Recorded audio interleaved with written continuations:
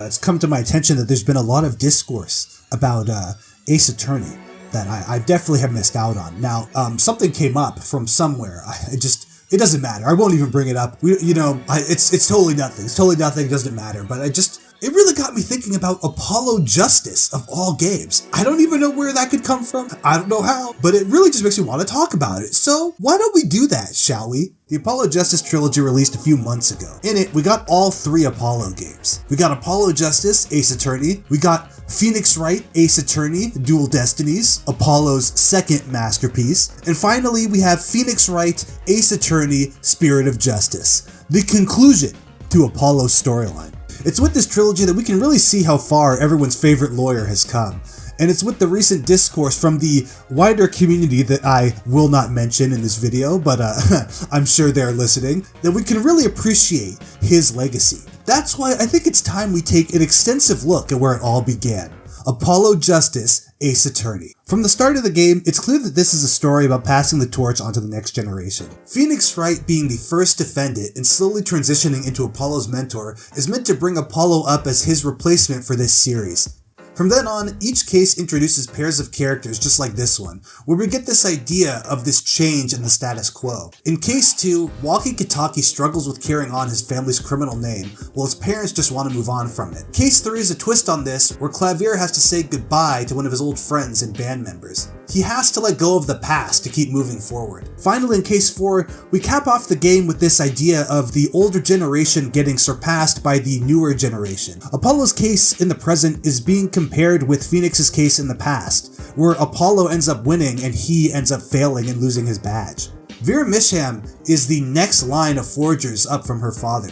The entire flashback case is about Magnifi passing on the Gramarye legacy onto either Zack or Valant. And finally, at the end of the game, the law itself is forced to move on with the introduction of the Midson system. We even start to see this idea in Apollo Justice's gameplay. The fact that evidence can be forged is presented as this idea that nothing can be trusted in this court system. There's no clear way to the truth. The fact Turnabout Trump ends due to forged evidence is important because it holds up a black mirror to the idea of getting a not guilty in the first place.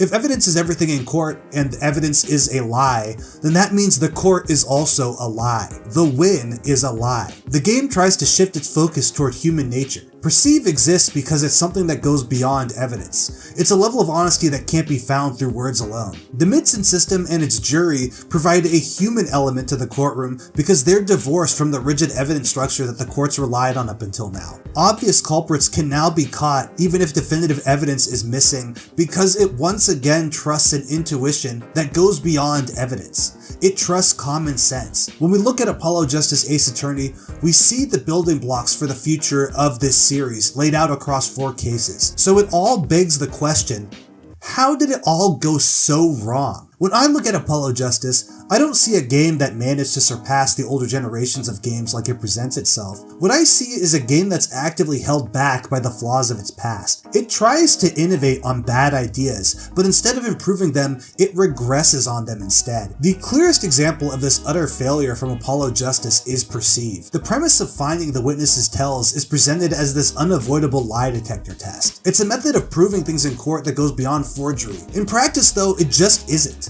The biggest problem with Perceive is that it acts as this alternative to a system that doesn't care about its existence. It's cool and all that Apollo can tell that I'm lying because my nose hairs twitched, but him doing that doesn't change the fact that the court just doesn't care. All Perceive is to the courtroom in this game is Apollo making wild accusations toward a witness on no basis whatsoever. Ultimately, unless the witness just directly confesses without a second thought, his arguments can't feasibly go anywhere. And this isn't just something that I just came up with for this video. The game goes out of its way to make this specific argument for me. In case 4, there's an infamous scene where Apollo uses Perceive on Kristoff and finds the devil in his hand. When this is pointed out, Kristoff responds by basically just shutting him down, by saying that random twitching isn't the same as actually presenting evidence. The only reason this scene is able to pan out in a win for Apollo is because the jury system exists. But as soon as that's pointed out to us, you start to realize, hey, wait a minute, I just played 3 cases where there were no jurists. So like, how did I even get away with this whole perceived shit in the first place? The game never answers this and instead practically admits that it was always bullshit with this one scene. Another egregious example of Apollo Justice's regression as an Ace Attorney game comes in the form of how it undid any progress that could have been made toward investigation segments. Without judging them too harshly,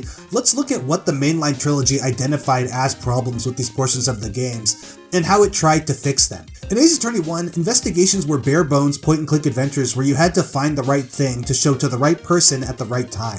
For the most part, you really didn't do much more than that. To expand on these segments in Justice for All and onward, the Magatama was introduced so that some semblance of gameplay found in the trials could be present in the investigations. Now whether or not you like the Magatama is up to you, I don't really care. I personally did not like it at all, but I understand what it was trying to accomplish. What I do think is important about this, however, is that what Apollo Justice did to fix this problem was a humongous downgrade. There are 2 key changes that make AJ's investigations worse than the games it's trying to move on from.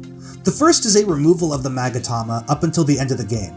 So already, we have regressed to where the first game was. The second, and the more important change, is the introduction of scripted, gimmicky forensic sections. These are central to each part of the case, and they are basically just these dumbed down QuickTime events where you do a bunch of esoteric shit that leads you to make new discoveries about the crime. In case 2, there's Emma's fingerprint powder and footprint analysis machine. In case 3, there's Clavier's mixer, and in case 4, you have the luminol spray. Obviously, some of these mechanics aren't case specific, and they do get mixed and matched here and there, but the point is that these gimmicks are just a bunch of smoke and mirrors. While not perfect, what the Magatama encouraged was a gameplay system built around using evidence to contradict statements or prove arguments. It was very simple, but it used a pre-existing system in Ace Attorney that worked, that made it fun, and tried to inject that into a part of the series that didn't seem that fun in the first place. There are probably a million ways you could expand on it, but what AJ did was replace it with glorified cutscenes that do all the work for you. Let's break down the footprint analysis segment in case 2 to show you just how pointless this all really is. This segment happens at a scripted part of the case where Emma wants you to identify someone's shoe print. The entire process of doing this requires you to fill a hole with a mold, make the mold, color the mold, and then match that with the known shoe prints of other witnesses. In case you haven't noticed, the only point where you really aren't being handheld down a scripted sequence of events, and you have to actually think, is when you play a simple matching game at the end with the owner of the shoe print. This is just an extended version of what you have to do for the fingerprint sections too. In those segments, you have to spam powder all over a print, blow it off, and then you do yet another matching game to find out who owns the prints. The process of these bloated steps leads to the same gameplay, comparing pictures to find one that's the same as the other. In both examples I just gave, what we get from Apollo Justice isn't a progression to the next generation like the game sets itself up to be. No, what we get is a regression back to older problems that never got improved upon in any way. Ace Attorney is trying to move on by remaining stagnant. You're not playing an Ace Attorney game that's brave enough to buck the formula and reach its true potential.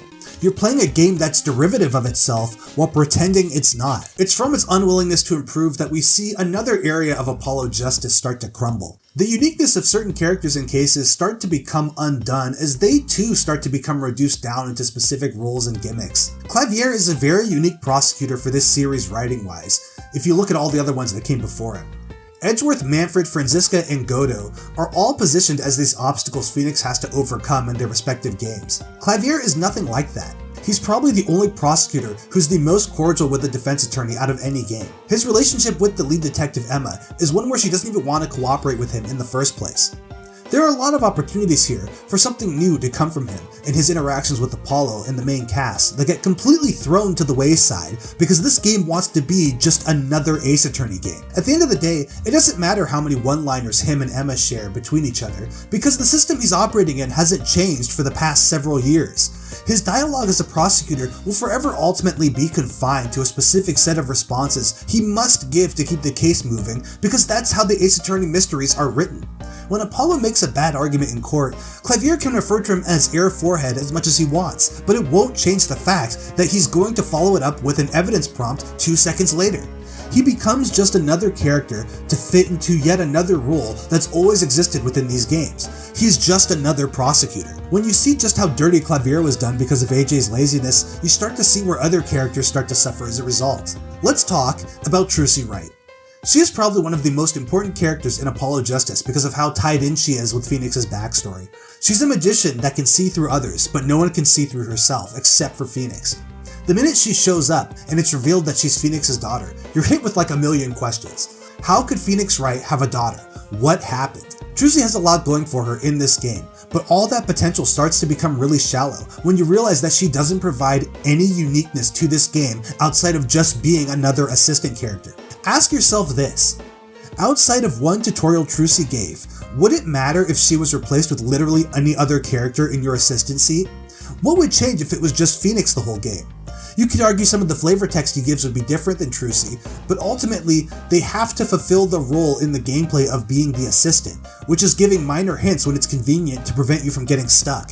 Her potential as a character is being bottlenecked because of the gameplay that comes from the series that demands she fulfills a very specific role in this mystery that you have to solve. Here's another question. What is the difference between Trucy stopping the trial with Mr. Hat so Apollo can win versus Maya stopping the trial to confront Manfred so Phoenix doesn't get penalized? The answer is functionally nothing, because we know as players of the game that we're not going to auto-lose in what is essentially a cutscene we have no control over. If you want to see the point I'm making about Trucy from a different angle, look no further than Emma Skye. Emma Skye is a fan favorite in Ace Attorney, who was brought back for Apollo Justice, only to be relegated from being your assistant to being put in the role of the detective. This means that all tropes that come from being the detective are now thrown onto her. The only difference is that she has different gimmicks than someone like Gumshoe. She will still have testimonies talking about the facts of the case, she'll still run random tests for you or the prosecution whenever they need it, and she'll still explain to you why your client is guilty, just like Gumshoe has in every other game before her. But this time, instead of saying pal,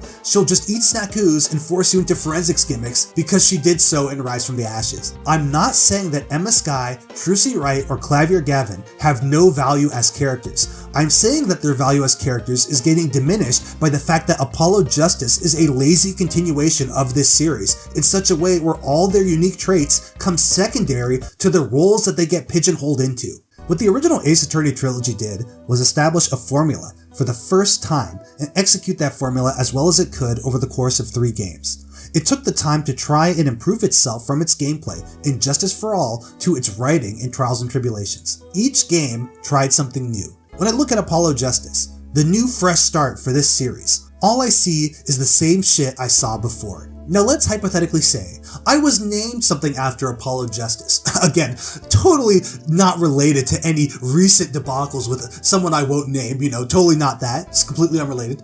I think if I were called the Mason System, that would be very ironic. The Mason System in Apollo Justice is meant to symbolize the series' changes, leaving behind the old ways in the form of Christoph Gavin, and bringing in the new ways in the form of the Juris System. However, when you look at what these changes were in service of, you see a franchise that's still stuck in the past. Apollo Justice's legacy isn't one of being a great revolutionary title for this series.